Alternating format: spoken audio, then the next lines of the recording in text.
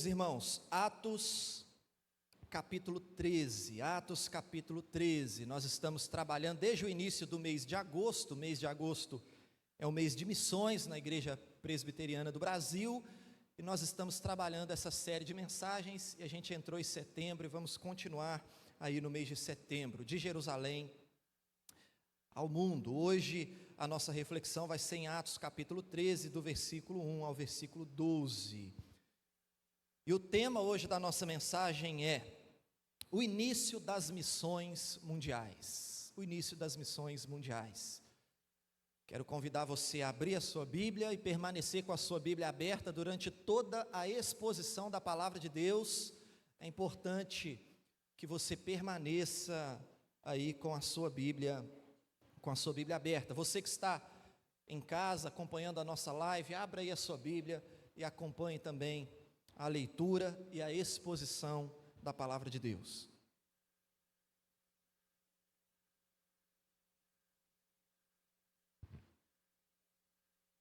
Atos 13, versículo 1 ao versículo 12. Esteja aí acompanhando atentamente na sua Bíblia. Diz assim: havia na igreja de Antioquia profetas e mestres, Barnabé, Simeão, por sobrenome Níger, Lúcio de Cirene, Manaém, Colasso de Herodes, o tetrarca, e Saulo. E servindo eles ao Senhor e jejuando, disse o Espírito Santo: separai-me agora Barnabé e Saulo para a obra a que os tenho chamado. Então, jejuando e orando e impondo sobre eles as mãos, os despediram. Enviados, pois, pelo Espírito Santo, desceram a Seleucia e dali navegaram para Chipre. Chegados a Salamina, anunciavam a palavra de Deus nas sinagogas judaicas. Tinham também João como auxiliar.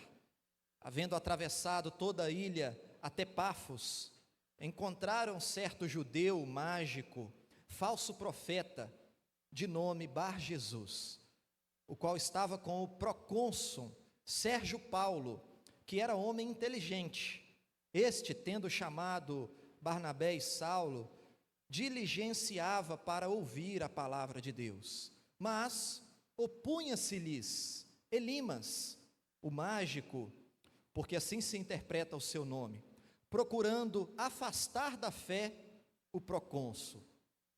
Todavia Saulo, também chamado Paulo, cheio do Espírito Santo, fixando nele os olhos, disse: ó filho do diabo, cheio de todo engano e de toda malícia, inimigo de toda a justiça, não cessarás de perverter os retos caminhos do Senhor? Pois agora, eis aí, está sobre ti a mão do Senhor, e ficarás cego, não vendo o sol por algum tempo. No mesmo instante, caiu sobre ele névoa e escuridade, e andando à roda, procurava quem o guiasse pela mão. Então, o procônsul, vendo o que sucedera, creu, maravilhado com a doutrina do Senhor. Amém. Feche seus olhos mais uma vez. Pai amado, nós temos aqui a palavra de Deus diante de nós. Nós cremos, Pai, que é a Tua palavra, que é viva e eficaz, e nós suplicamos ao Senhor, Pai, para que o Teu Espírito conduza a exposição dessa palavra de uma maneira que a gente consiga compreender, não somente no nosso intelecto, Pai, mas que a Tua palavra possa entrar em cada coração e produzir a transformação necessária para que a nossa vida possa glorificar ao Senhor. É a nossa oração em nome de Jesus. Amém e amém. Meu amado, nós temos visto nessa série de mensagens, à luz aqui do texto de Atos dos Apóstolos, como a igreja avança de Jerusalém ao mundo.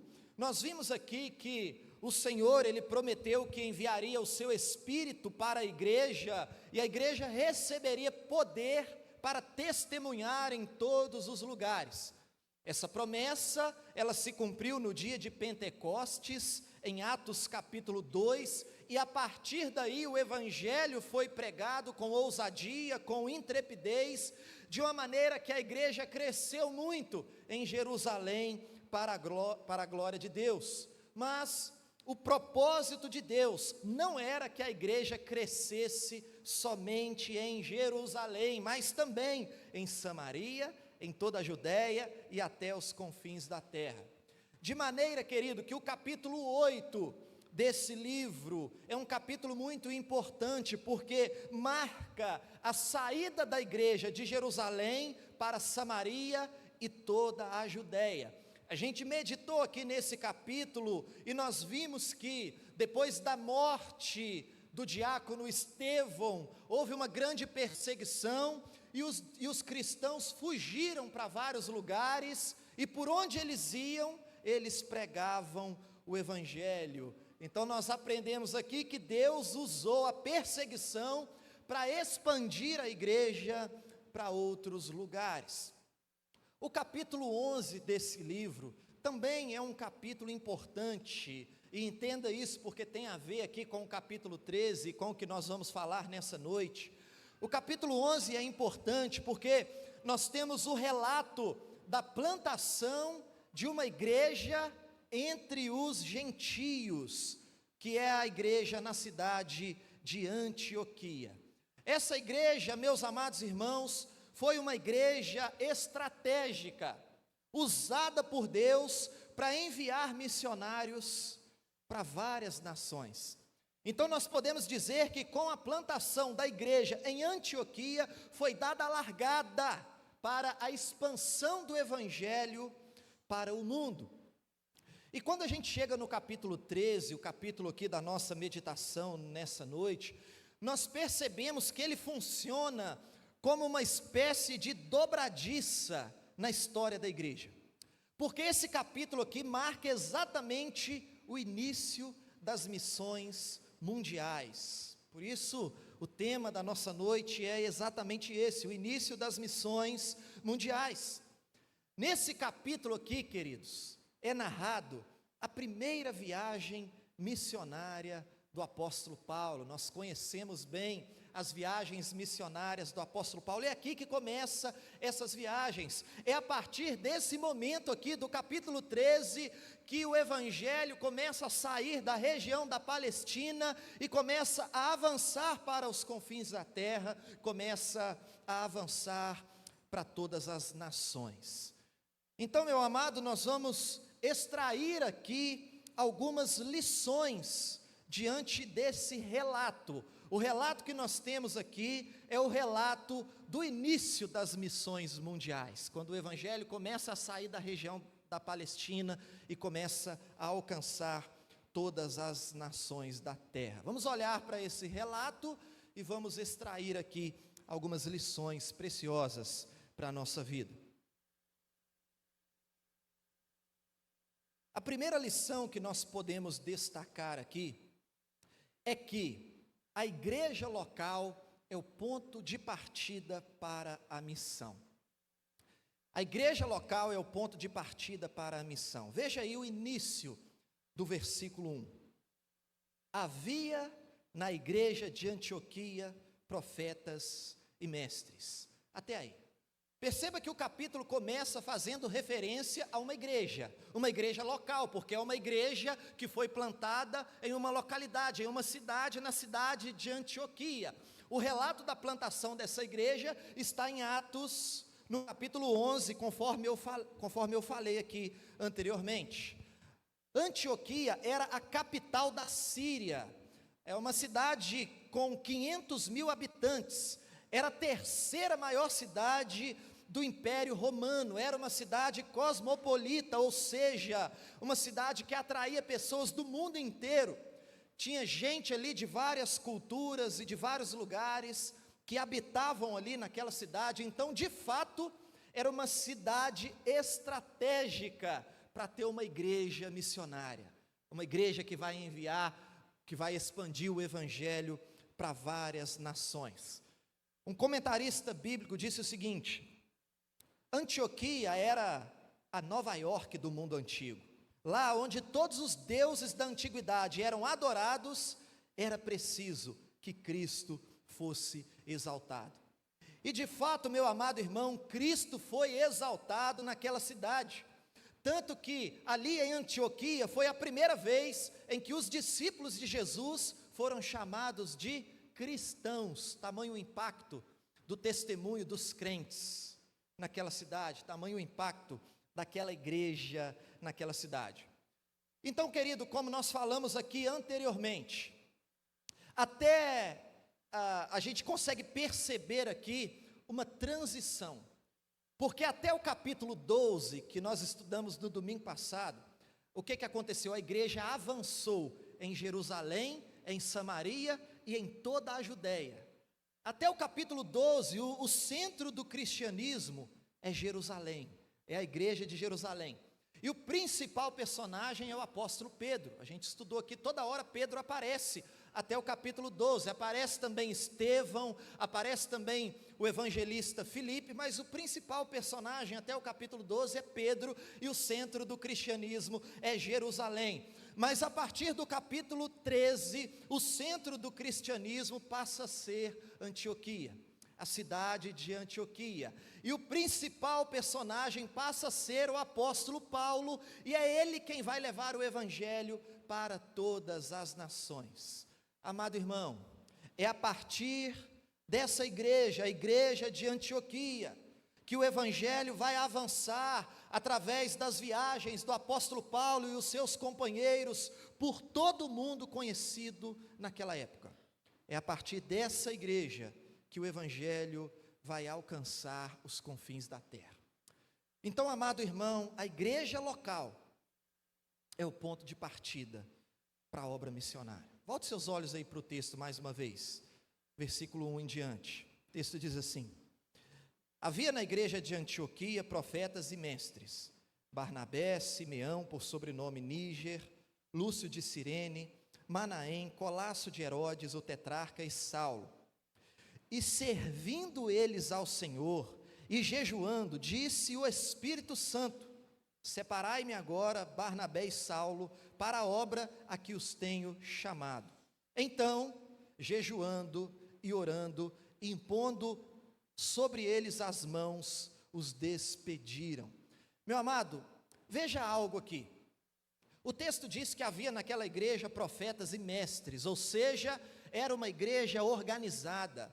Havia naquela igreja uma liderança constituída. Querido irmão, onde os cristãos se reúnem em uma comunidade organizada, e se nesse lugar há instrução de acordo com a palavra de Deus, há a pregação fiel da palavra de Deus, e se nesse lugar há admoestação, disciplina, e se nesse lugar é ministrado os sacramentos, batismo e santa ceia, conforme a orientação de Jesus, e se nesse lugar os crentes adoram a Deus e servem a Deus com seus dons e talentos, então esse lugar é uma igreja local. Amado, uma igreja local é, por exemplo, esse grupo que está aqui reunido nessa noite. Um grupo de adoradores que ama o Senhor, homens e mulheres que se reúnem em um lugar para prestar um culto de adoração e viver o evangelho em comunhão, como uma família, em unidade. Isso é igreja.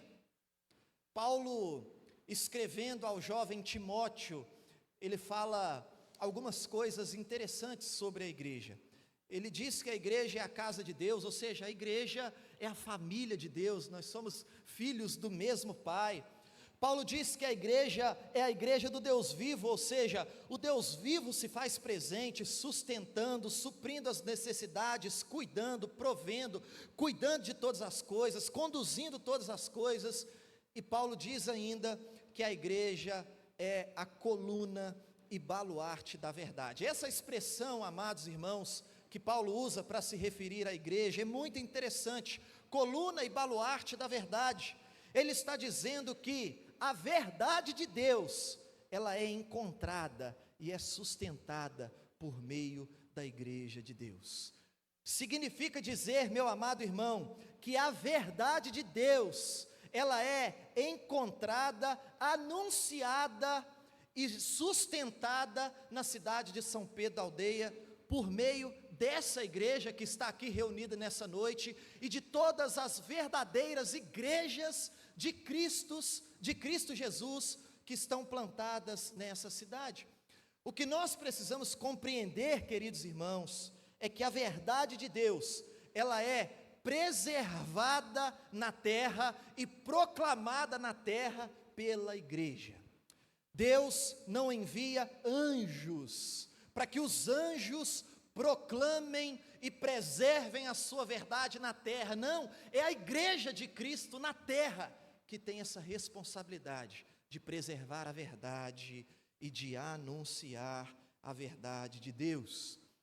Portanto, meus amados, enquanto o mundo nos ataca pela mentira, enquanto os valores de Deus são atacados pela sociedade incrédula, o que Deus faz? Deus preserva a verdade e promove a verdade através da sua igreja. Meus amados irmãos, olha o privilégio que nós temos de fazer parte da igreja local. Sabe por que os valores de Deus ainda não foram banidos da sociedade? Porque existe igreja de Deus na terra, igreja fiel, que continua pregando a verdade, que continua preservando a verdade, que continua anunciando a verdade, os valores de Deus, encucando a verdade na cabeça das crianças, dos adolescentes, dos jovens. Deus usa a igreja para preservar e anunciar a verdade. O texto diz ainda, irmãos, que a igreja ali, na igreja de Antioquia, eles serviam ao Senhor, jejuavam e oravam. A palavra servindo, que nós encontramos aí no versículo 2, descreve o serviço de adoração prestado a Deus. São todos os serviços que envolvem as atividades da igreja. O movimento da igreja, o trabalho da igreja, a obra que a igreja realiza, e o texto diz que eles serviam em adoração, oração e jejum. Não é isso que está aí no versículo 2? Volte seus olhos aí mais uma vez. E servindo eles ao Senhor e jejuando, disse o Espírito: separai-me agora Barnabé e Saulo para a obra a que os tenho chamado. Então perceba algo aqui nesse texto. Paulo e Barnabé, eles foram chamados para a obra missionária, enquanto eles serviam em adoração, oração e jejum. E eles serviam aonde, irmãos? Eles serviam a Deus em uma igreja local, ali na igreja de Antioquia. Eles foram chamados enquanto serviam a Deus na igreja. O que nós aprendemos aqui? Que Deus, ele não chama desocupados, Deus, ele não chama aqueles que não estão servindo na igreja local. Amado irmão, entenda algo, é a partir do trabalho na igreja que Deus vai despertando vocações, vai chamando as pessoas. Tudo começa aqui, irmãos, na igreja local, no serviço da igreja local. Por exemplo, em nossa denominação, na Igreja Presbiteriana do Brasil, o chamado pastoral ou o chamado missionário funciona da seguinte maneira: primeiro, a pessoa se sente chamada por Deus, então é algo interno. A pessoa diz assim: olha, Deus está me chamando para o ministério. Todavia, há também aquilo que a gente chama de evidência externa, porque a igreja onde essa pessoa serve, ela olha para a vida dessa pessoa e concorda, e a igreja diz assim: olha, a gente consegue perceber na sua vida essa vocação, esse chamado de Deus. Então a igreja reconhece, depois a igreja envia essa pessoa com imposição de mãos. E a imposição de mãos aqui é a igreja abençoando aquela pessoa, é a igreja dizendo assim: olha, a gente reconhece a sua vocação, A gente reconhece, a gente te abençoa, a gente acredita que Deus de fato te chamou para esse ministério. Por que que a igreja reconhece? Porque a pessoa ela está servindo aqui. A gente está vendo o tempo todo. Foi assim quando Deus me chamou para o ministério. O Espírito Santo começou a me incomodar, mas nesse momento eu servia a igreja de uma forma muito ativa, e a igreja reconheceu, a igreja me enviou, e depois de todo o processo, com imposição de mãos, eu fui ordenado ao sagrado ministério. É assim que funciona. O presbítero Mateus também foi enviado, Deus o chamou, ele tem esse chamado. O conselho da igreja, a igreja reconhece essa vocação na vida do presbítero Mateus. Então, queridos irmãos, as vocações, entenda isso, as vocações elas são despertadas no contexto do serviço na igreja local. Aqueles que Deus chama, eles não caem de paraquedas e chegam aqui e falam: Deus está me chamando. Não, é aqui, é no serviço da igreja local. Enquanto nós estamos servindo a Deus, Deus vai despertando vocações, e a igreja vai reconhecendo e vai enviando aqueles que de fato o Espírito Santo de Deus chamou para a obra missionária. Veja mais uma vez aí o versículo 2 e o versículo 3. E servindo eles ao Senhor e jejuando, disse o Espírito Santo: separai-me agora Barnabé e Saulo para a obra a que os tenho chamado.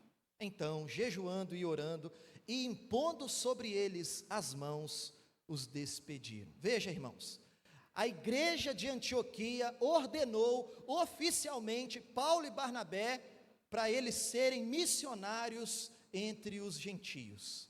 Foi essa igreja local. Teve um culto ali, provavelmente, igual a gente faz o culto de ordenação pastoral, de envio de missionários. Foi a igreja de Antioquia que conduziu a cerimônia de ordenação desses dois homens.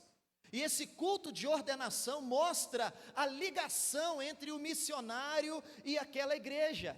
E é interessante perceber que a primeira viagem missionária aqui de Paulo, que ele foi com Barnabé e João Marcos os acompanhou, a narrativa vai até o capítulo 14, no final do capítulo 14, eles voltam para a igreja de Antioquia, e eles vão prestar um relatório, eles vão relatar tudo que Deus fez através da vida deles.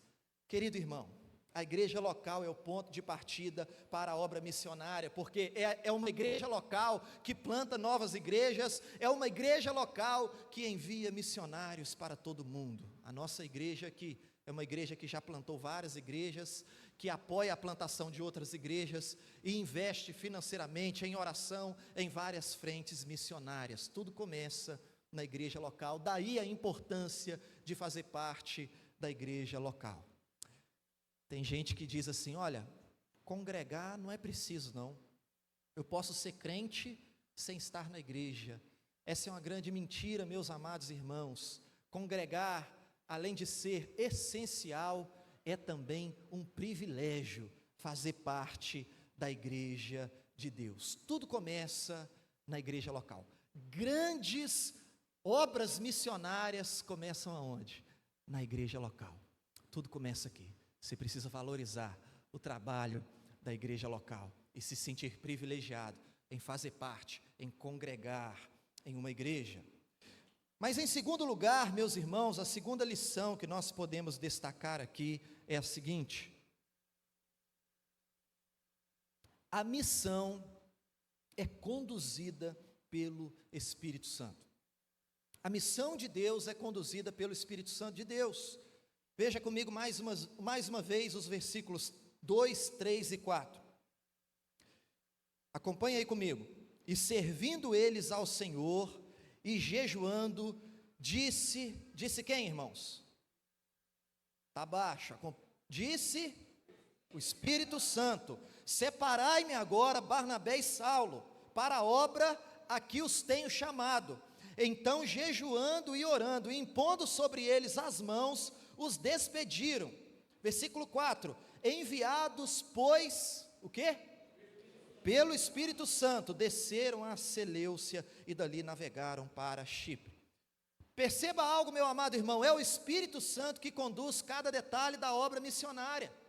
Quem vai, para onde vai, é o Espírito Santo quem decide. O poder para testemunhar, a unção para pregar, tudo vem do Espírito Santo. Veja, eu e você sabemos que o livro Atos dos Apóstolos tem esse nome exatamente porque ele narra os atos dos apóstolos, ali no início da igreja cristã. Mas alguns estudiosos têm defendido que o nome desse livro deveria ser Atos do Espírito Santo, porque a verdade é que toda essa obra aqui que os apóstolos realizaram, foi o Espírito Santo quem realizou, quem conduziu, quem direcionou, quem fez todas as coisas. As obras aqui são do Espírito Santo de Deus. Só para a gente ter uma noção, meus amados, o Espírito Santo ele é mencionado 52 vezes aqui no livro de Atos. E é interessante, irmãos, que quando a gente olha ali para os evangelhos, mais especificamente em Lucas capítulo 3, no início do ministério de Jesus, a gente observa ali que o ministério de Jesus se inicia com a vinda do Espírito Santo. Quando nós olhamos aqui para Atos, a gente percebe que a missão da igreja começa com o derramamento do Espírito Santo. Se a gente olhar para o Antigo Testamento, a gente vai perceber que os profetas, os sacerdotes, os reis, eles dependiam de uma capacitação divina para que eles pudessem realizar os seus ofícios, e essa capacitação divina ali no Antigo Testamento era também a ação do Espírito Santo. Significa dizer, meus amados irmãos, que sem o Espírito Santo não há igreja, sem o Espírito Santo não tem missão. O comentarista bíblico disse o seguinte: o Espírito Santo é o autor e o promotor da obra missionária. É Ele quem concede o poder e a estratégia para realizar essa obra. Dito isso, meus amados irmãos, entendam bem, nós temos aqui uma excelente notícia. Nós temos aqui uma boa notícia, porque quando nós falamos de missão, nós sabemos que são muitos os desafios que se levantam diante de nós. Todavia, quando o assunto é missão, a igreja, ela não depende dos seus próprios recursos para ela ser bem-sucedida nesse trabalho. Nós precisamos nos lembrar disso todos os dias.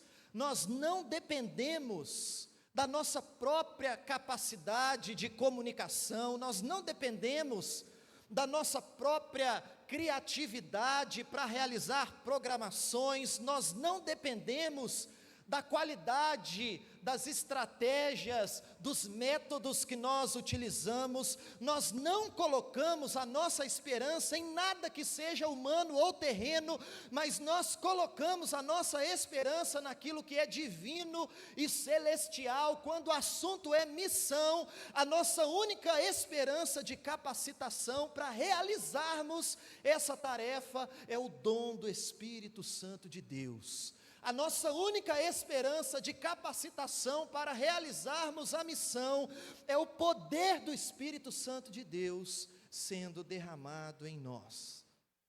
Porque, querido, é impossível realizar a obra de Deus sem o poder de Deus. Vocês se lembram aqui, no primeiro domingo de agosto, o primeiro sermão dessa série de mensagens, eu disse aqui que Atos capítulo 1, versículo 8, era um versículo chave para nós entendermos esse livro.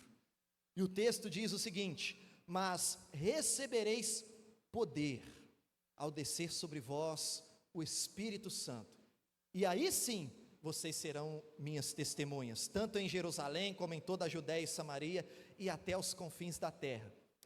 Quando nós olhamos para Lucas 24, 49, Jesus diz assim: permanecei, pois, na cidade, até que do alto sejais revestidos de quê, irmãos?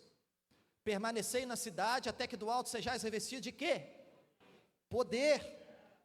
Então, Jesus deixa claro para nós, que para realizar a obra missionária, para cumprir o ID, ele está dizendo: vocês vão precisar de poder do Espírito. É impossível, meus amados irmãos, realizar a obra de Deus sem o poder de Deus. E o poder que a igreja recebe não é um poder político, não é um poder intelectual, mas é um poder espiritual, é um poder que vem de Deus. Portanto, entenda isso, o ministério do Espírito Santo não é um luxo, mas é uma necessidade básica da igreja. Porque se não há poder do Espírito, não há igreja. Nós não realizamos nada. Porque a obra missionária, meu amado irmão, ela não é feita com a força do nosso braço, ela não é feita com a nossa própria capacidade de persuasão, mas é com o poder do Espírito Santo de Deus, que conduz todas as coisas.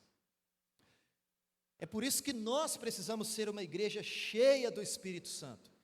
É por isso, querido irmão, que eu e você, é por isso que nós precisamos, dia após dia, buscar a plenitude do Espírito Santo de Deus. É por isso que há uma ordem bíblica que diz assim: enchei-vos do Espírito. E se nós não estamos cheios do Espírito, nós estamos desobedecendo uma ordem bíblica. Não ser cheio do Espírito Santo é desobediência, é pecado. Se nós não estivermos cheios do Espírito Santo de Deus, nós não teremos nenhuma condição de cumprirmos o ID de Cristo Jesus. E meu amado, quando a gente fala da ação do Espírito, existe uma confusão muito grande no meio evangélico. A gente tem um extremo, os nossos irmãos pentecostais, por exemplo, às vezes nós temos muitos excessos, quando o tema é o agir do Espírito Santo, ser cheio do Espírito Santo, e de fato, amados irmãos, a gente vê muita confusão. Muita coisa aí nas igrejas que são atribuídas à ação do Espírito Santo, mas o que a gente vê é confusão, é bagunça, e a gente sabe que o fruto do Espírito é o domínio próprio. Então tem muita coisa que acontece que não tem nada a ver com o Espírito Santo. Esse é um extremo perigoso. E normalmente as pessoas falam: a letra mata, não vamos estudar a Bíblia não, o negócio é ser cheio do Espírito. E aí vira uma bagunça, uma confusão. Mas tem o outro extremo, que também é perigoso, meus amados irmãos. O lado das igrejas reformadas, mais tradicionais, né, que dão muita ênfase na teologia, no estudo da palavra de Deus. E isso é bom, isso é muito importante, mas tem gente que tem medo de falar do Espírito Santo, irmãos. Não quer nem saber do Espírito Santo. Esse extremo também é perigoso, sabe por quê? Porque gera algo que nós chamamos de ortodoxia morta. Muita luz na mente, muito conhecimento, mas pouco fogo no coração, não tem vida. E a gente tem um monte de hipócrita, a gente tem um monte de religioso, cheio de teologia na cabeça, mas que o coração não queima de amor, de santidade e de desejo de salvar as almas para a glória de Deus. Os dois extremos são perigosos. Há uma ilustração interessante, a ilustração do avião. Imagina um avião, se você tiver ali a carcaça do avião, toda a carcaça do avião, a lataria, a asa, tudo aquilo ali é a teologia bíblica, é o conhecimento bíblico. Se você tiver só a carcaça do avião, sem a turbina, ele não voa. Imagina, a turbina é o Espírito Santo. Agora, se você tiver só a turbina também funcionando, irmão, você imagina a bagunça que vai ser. Uma turbina funcionando sem o resto do avião, bate no telhado, bate no chão, vai para um lado, vai para o outro. Tem muitos irmãos que são assim, não tem noção de onde está indo, para onde que vai, é só a turbina. A gente tem que ter o equilíbrio, tem que ter a turbina, tem que ter o avião completo, muito conhecimento bíblico, muita teologia e a plenitude do Espírito Santo de Deus. Assim esse avião vai decolar para a glória do Senhor Jesus, e nós vamos cumprir o ID de Cristo, vidas serão alcançadas, e a igreja vai cumprir os propósitos de Deus na terra. Tem que haver esse equilíbrio, muito conhecimento bíblico e plenitude do Espírito Santo de Deus. Amém, irmãos? Em último lugar, a terceira lição que nós aprendemos aqui. a missão gera frutos para a glória de Deus. Queridos irmãos, entenda bem, nós temos visto aqui no livro de Atos, que a missão acontece em meio à perseguição. A gente já viu aqui muita perseguição, morte, enfim, muitas dificuldades. Todavia, o que ficou claro aqui para nós é que mesmo em meio à oposição, o trabalho missionário, ele continua gerando frutos para a glória de Deus. E não é diferente aqui no início das missões mundiais. Aqui na primeira viagem do apóstolo Paulo, quando o evangelho começa a alcançar as nações, também não foi diferente. Apesar da oposição, a obra missionária continuou gerando frutos para a glória de Deus. Querido, nessa primeira viagem missionária de Paulo, o primeiro lugar que eles foram foi a ilha de Chipre. A ilha de Chipre é a terra natal de Barnabé. Barnabé foi quem viajou com o apóstolo Paulo. Vejamos então o que aconteceu. Volte seus olhos aí para o versículo 4 até o versículo 6. O texto diz assim: enviados, pois, pelo Espírito Santo, desceram a Seleucia e dali navegaram para Chipre. Chegados a Salamina, anunciavam a palavra de Deus nas sinagogas judaicas.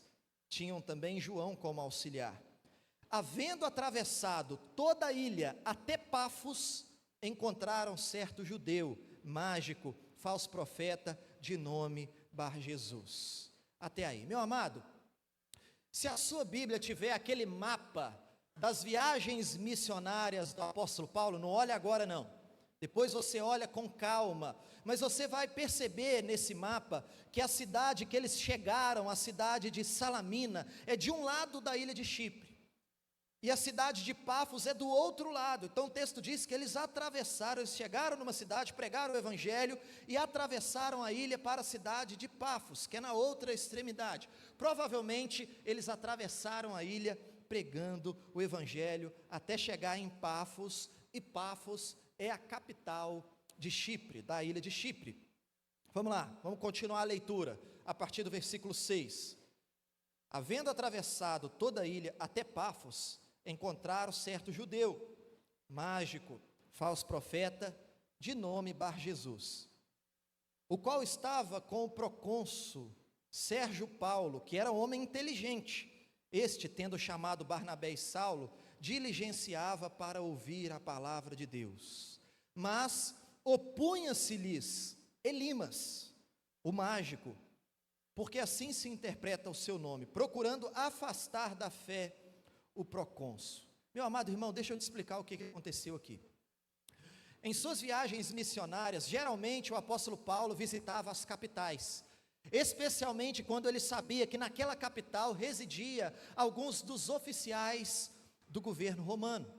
E quando ele chegou na capital de Chipre, a cidade de Pafos, ele se encontrou, Paulo e Barnabé, eles se encontraram com Sérgio Paulo, que era o procônsul, uma espécie de governador ali da ilha de Chipre.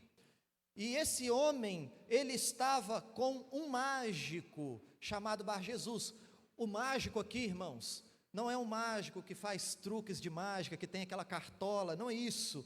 Era alguém que interpretava sonhos, era alguém que mexia com ocultismos, com feitiçarias, e ele dizia que ele fazia aquilo tudo por parte de Deus, que ele era um homem de Deus. O nome dele é Bar-Jesus, é aramaico, significa filho de Jesus, e ele dizia que de fato ele era filho de Deus, ele realizava toda aquela magia ali, toda aquela feitiçaria ali, em nome de Deus. Só que na verdade ele era um filho do diabo. O texto vai deixar isso claro para nós. O texto aqui diz que ele era um falso profeta. Você já percebeu o perigo dos falsos profetas, irmãos? O falso profeta, ele tem nome de crente, o nome dele era Bar-Jesus, filho de Jesus. O falso profeta tem nome de crente, parece crente, diz que é crente, mas não é crente.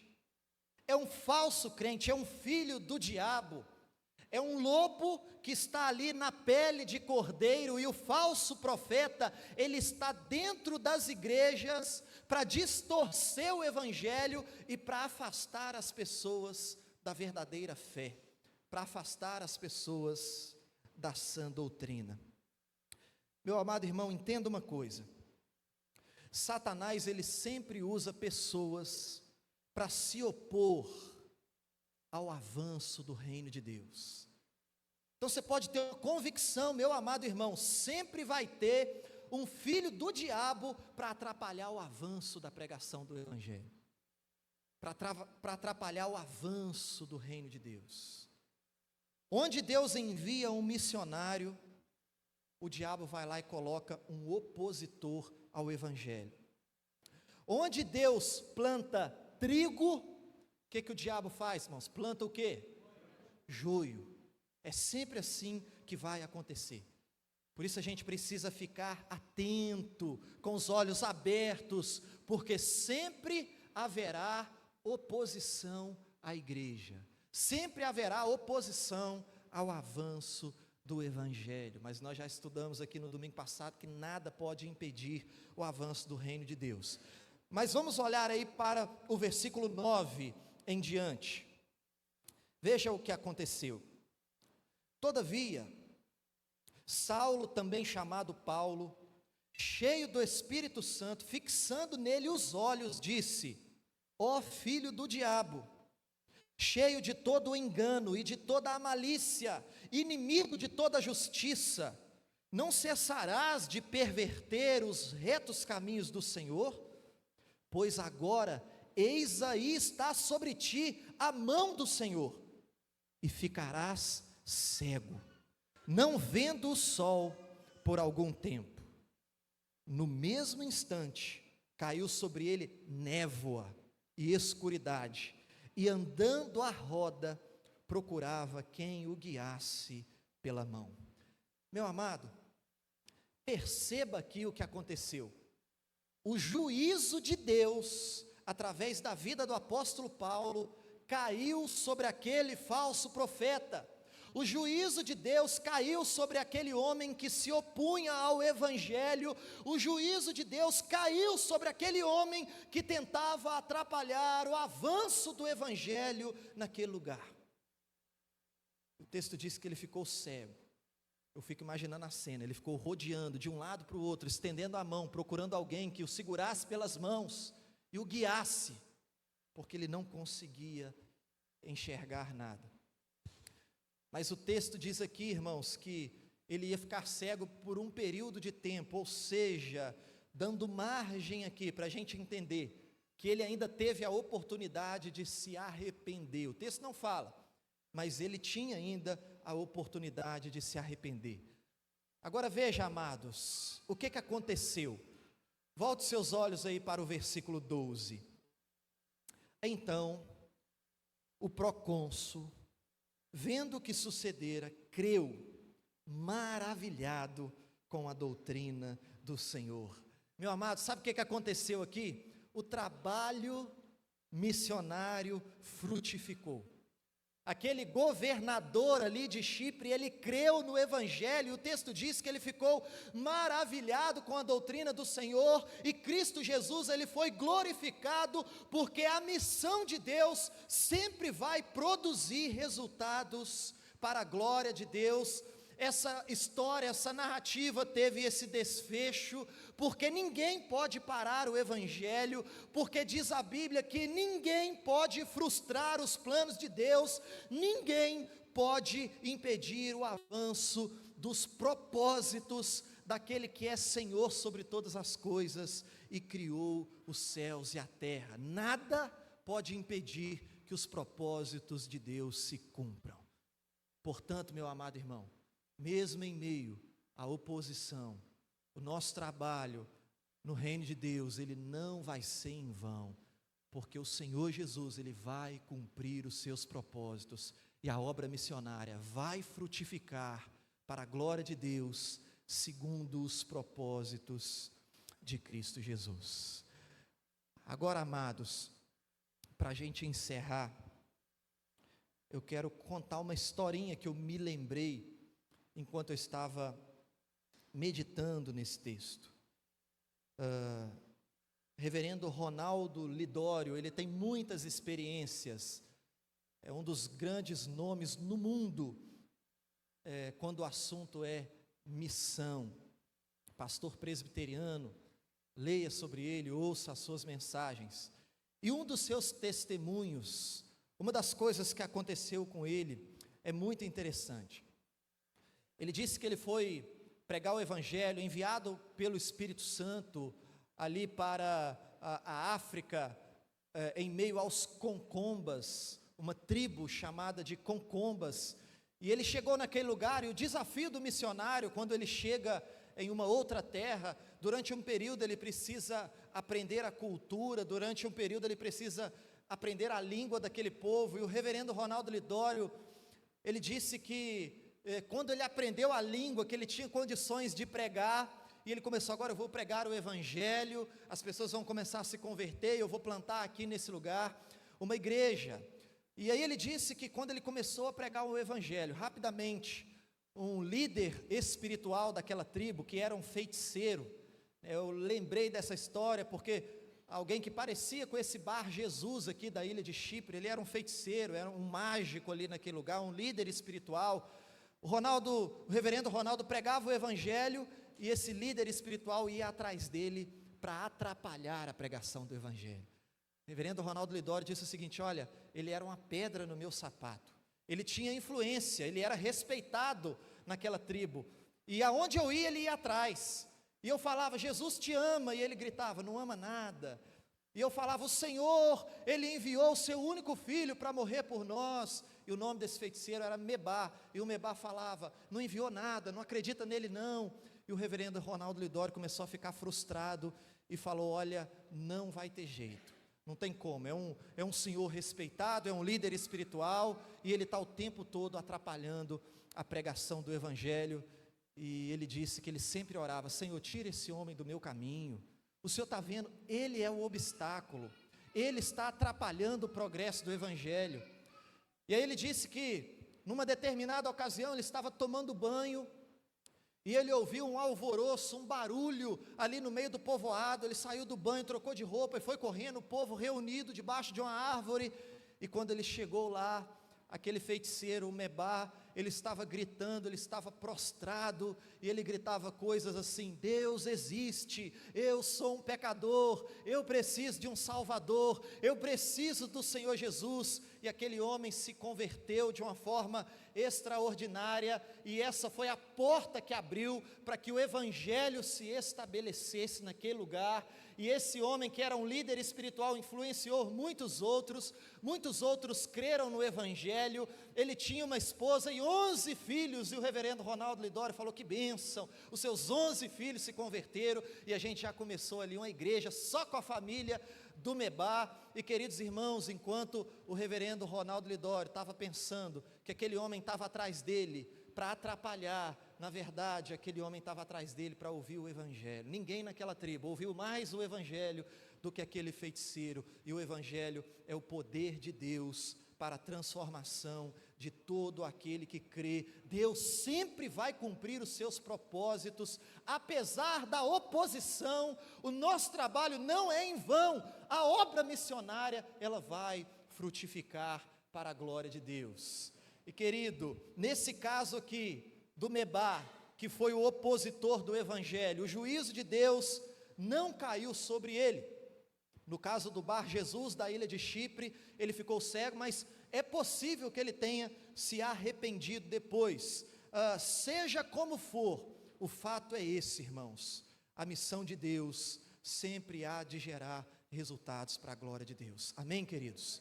O que nós aprendemos aqui hoje? Em primeiro lugar, você precisa valorizar a igreja local. Meu amado irmão, você precisa valorizar esse lugar aqui, porque a igreja local é o ponto de partida para a obra missionária. É necessário que haja um senso de privilégio em nós, uma alegria, gratidão a Deus. Servir a Deus na igreja local é uma alegria, é um privilégio. Em segundo lugar, é necessário que sejamos cheios do Espírito Santo de Deus, Querido irmão, nós precisamos buscar dia após dia a plenitude do Espírito Santo de Deus, porque sem a plenitude do Espírito Santo de Deus, nós não iremos realizar nada para a glória de Deus.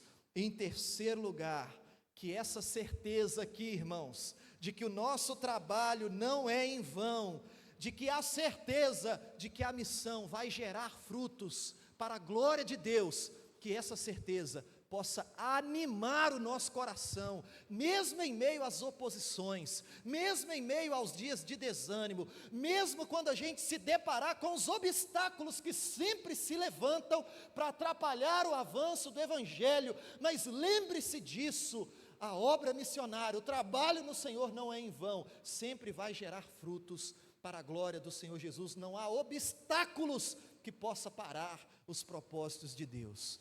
Lembre dessa verdade e anime o seu coração.